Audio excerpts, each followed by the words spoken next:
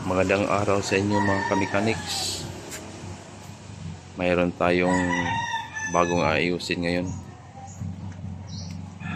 Yan o, Ford Ranger 2004 model. Ito yung ayusin natin mga kamechanics. Subaybayan natin to kamechanics kasi ito ayaw umandar pag nilagyan mo ng battery. May umuusok mga mechanics. Ayan, pero sa tingin ko mas maganda pa yung makina niya kasi walang walang tagas eh. Ito ang daming wire na nakakalat mga mechanics. Daming wire nakakalat yan eh. Ayan. Maganda pa yung gulong. Makapal pa yung gulong mga mechanics. Nasa mga 80% pa siguro yan. Ayan o. Makinis pa yung pintura pero medyo may mga gas-gas. Yan o, makapal pa yung gulong. Itong loob niya lilinisin lang to mga mechanics. Ayan o, maganda pa to.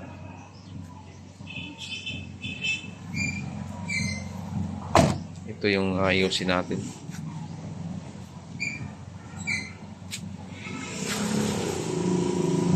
Yung malalaki yung gulong niya,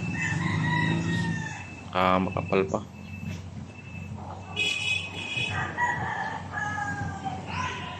Maganda pa tingnan mga mechanics oh.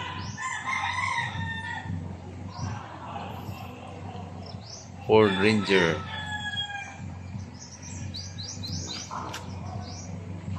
Ayan si Whitey. Maasahan talaga yan si Whitey sa lakad mga mechanics. Hindi pa nagpaiwan sa daan kahit old model na.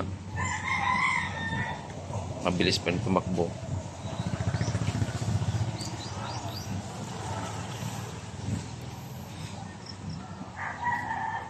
Ayan yung makina mechanics oh. Wala pang tagas.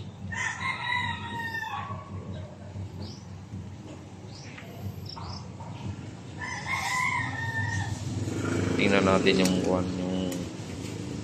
brake fluid kung okay pa. Ayan, okay pa mga mechanics oh. Malinaw pa yung brake fluid. Ibig sabihin yan, maganda pa yung master niyan. Maganda pa yung preno nito. Siguro nag-stack up yung mga gulong kasi halos 3 years itong hindi umaandar eh. Baka may gulong na ito na hindi gumagana yung preno.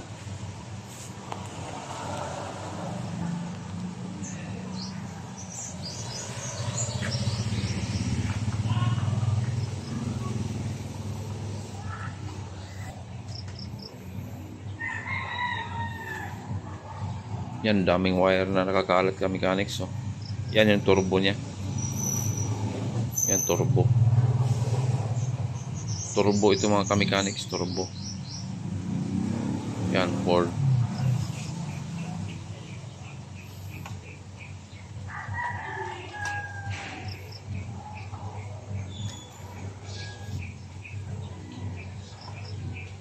Yan, daming wire.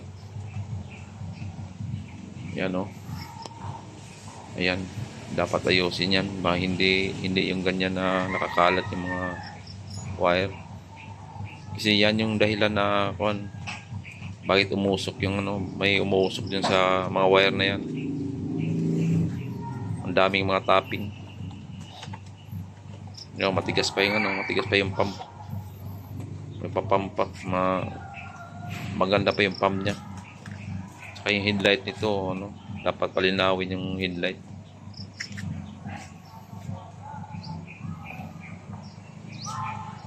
Ito mga mechanics, maganda pa yung forma niya. Saka yung gulong niya, gusto ko yung gulong niya. Kapal. Kasi 80% pa yan.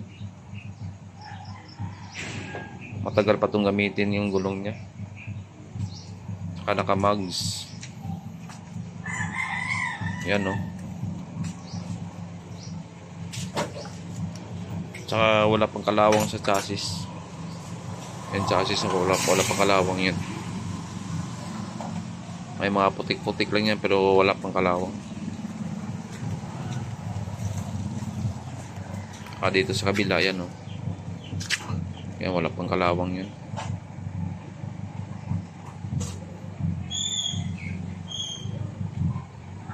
Maganda pa yung chassis.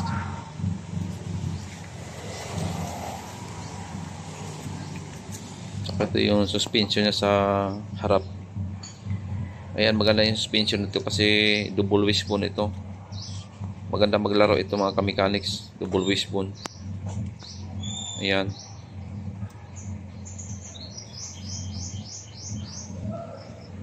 Subaybayan natin ito ka-mechanics hanggang sa umandar, tapos tumakbo na yung unit. Matagal na itong hindi umandar, halos 3 years na. Kaya subaybayan natin to.